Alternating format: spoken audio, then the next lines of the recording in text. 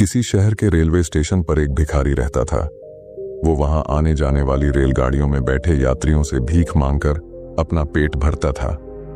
एक दिन जब वह भीख मांग रहा था तो सूट बूट पहने एक लंबा सा व्यक्ति उसे दिखा।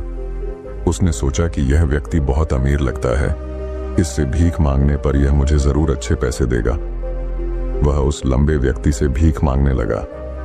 भिखारी को देखकर उस लंबे व्यक्ति ने कहा, तुम हमेशा मांगते ही रहते हो, क्या कभी किसी को कुछ देते भी हो? भिखारी बोला, साहब मैं तो भिखारी हूं, हमेशा लोगों से मांगता ही रहता हूं, मेरी इतनी औकात कहां कि किसी को कुछ दे सकूं। लंबा व्यक्ति बोला, जब किसी को कुछ दे नहीं सकते तो तुम्हें मांगने का भी कोई हक नहीं है। मैं एक व्यापारी हूं और लेन देन में ही विश्वास करता हूं। अगर तुम्हारे पास मुझे कुछ देने को हो तभी मैं तुम्हें बदले में कुछ दे सकता हूं। इतना कहने के बाद वह लंबा आदमी ट्रेन में बैठकर चला गया। इधर भिखारी उसकी कही गई बात के बारे में सोचने लगा। उस लंबे व्यक्ति के द्वारा कही गई बात उस भिखारी के दिल में उतर गई। वह सोचने लगा कि शायद मुझे भीख में अधिक पैसा इसीलिए नहीं मिलता क्योंकि मैं उसके बदले में किसी को कुछ दे नहीं पाता हूं। लेकिन मैं तो भिखारी हूं, किसी को कुछ देने लायक भी नहीं हूं। लेकिन कब तक मैं लोगों को बिना कुछ दिए केवल मांगता ही रहूंगा? बहुत सोचने के बाद उस भिखारी ने निर्णय किया कि जो भी व्यक्ति उसे भीख देगा उसके बदले में वह भी उस व्यक्ति को कुछ जरूर देगा। लेकिन अब उसके दिमाग में यह प्रश्न चल रहा था कि वह खुद भिखारी है तो भीख के बदले में वह दूसरों को क्या दे सकता है। इस बात को सोचते हुए 2 दिन हो गए, लेकिन उसे अपने प्रश्न का कोई उत्तर नहीं मिला था। तीसरे दिन जब वह स्टेशन के पास बैठा हुआ था तभी उसकी नजर कुछ फूलों पर पड़ी जो स्टेशन के आसपास के पौधों पर खिल रहे थे। उसने सोचा, क्यों ना मैं लोगों को भीख के बदले कुछ फूल दे दिया करूं। उसको अपना यह विचार अच्छा लगा और उसने वहां से कुछ फूल तोड़ लिए। अब वह ट्रेन में भीख मांगने पहुंचा। अब जब भी कोई उसे भीख देता तो उसके बदले में वह भीख देने वाले को कुछ फूल दे देता। उन फूलों को लोग खुश होकर अपने पास रख लेते थे। अब भिखारी रोज फूल तोड़ता और भीख के बदले में उन फूलों को लोगों में बांट देता था। कुछ ही दिनों में उसने महसूस किया कि अब उसे बहुत अधिक लोग भीख देने लगे हैं। वह स्टेशन के पास के सभी फूलों को तोड़ लाता था। जब तक उसके पास फूल रहते थे तब तक उसे बहुत से लोग भीख देते थे। लेकिन जब फूल बांटते बांटते खत्म हो जाते तो उसे भीख भी नहीं मिलती थी। अब रोज ऐसा ही चलता रहा। एक दिन जब वह भीख मांग रहा था तो उसने देखा कि वही लंबा व्यक्ति ट्रेन में बैठा है जिसकी वजह से उसे भीख के बदले फूल देने की प्रेरणा मिली थी। वह तुरंत उस व्यक्ति के पास पहुंच गया और भीख मांगते हुए बोला, आज मेरे पास आपको देने के लिए कुछ फूल हैं, आप मुझे भीख दीजिए तो बदले में मैं आपको कुछ फूल दूंगा।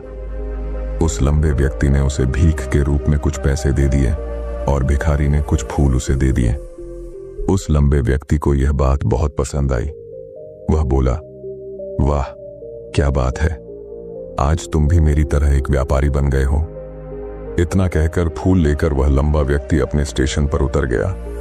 लेकिन उस लंबे व्यक्ति द्वारा कही गई बात एक बार फिर से उस भिखारी के दिल में उतर गई। वह बार बार उस लंबे व्यक्ति के द्वारा कही गई बात के बारे में सोचने लगा और बहुत खुश होने लगा। उसकी आंखें अब चमकने लगीं। उसे लगने लगा कि अब उसके हाथ सफलता की वह चाबी लग गई है जिसके द्वारा वह अपने जीवन को बदल सकता है।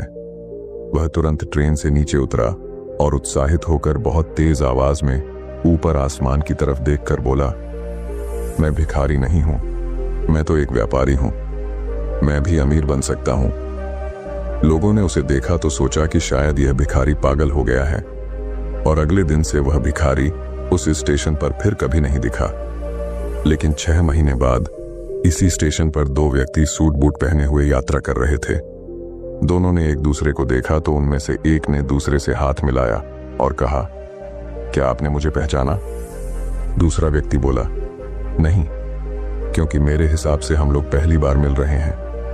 पहला व्यक्ति बोला, नहीं, आप याद कीजिए, हम पहली बार नहीं बल्कि तीसरी बार मिल रहे हैं। दूसरा व्यक्ति बोला, मुझे याद नहीं, वैसे हम पहले 2 बार कब मिले थे?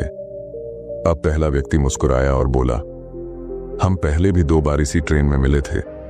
मैं वही भिखारी हूं जिसको आपने पहली मुलाकात में बताया कि मुझे जीवन में क्या करना चाहिए, और दूसरी मुलाकात में बताया कि मैं वास्तव में कौन हूं।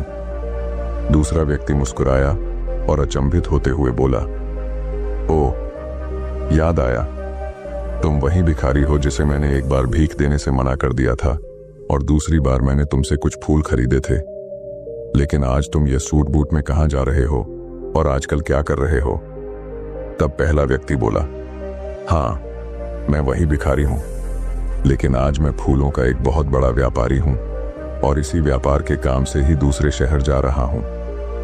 कुछ देर रुकने के बाद वह फिर बोला, आपने मुझे पहली मुलाकात में प्रकृति का वह नियम बताया था जिसके अनुसार हमें तभी कुछ मिलता है जब हम कुछ देते हैं।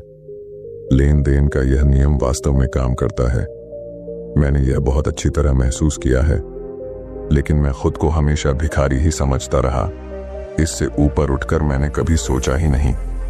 और जब आपसे मेरी दूसरी मुलाकात हुई तब आपने मुझे बताया कि मैं एक व्यापारी बन चुका हूं। अब मैं समझ चुका था कि मैं वास्तव में एक भिखारी नहीं बल्कि व्यापारी बन चुका हूं। मैंने समझ लिया था कि लोग मुझे इतनी भीख क्यों दे रहे हैं, क्योंकि वह मुझे भीख नहीं दे रहे थे बल्कि उन फूलों का मूल्य चुका रहे थे। सभी लोग मेरे फूल खरीद रहे थे क्योंकि इससे सस्ते फूल उन्हें कहाँ मिलते। मैं लोगों की नजरों में एक छोटा व्यापारी था, लेकिन मैं अपनी नजरों में एक भिखारी ही था। आपके बताने पर मुझे समझ आ गया कि मैं एक छोटा व्यापारी हूं।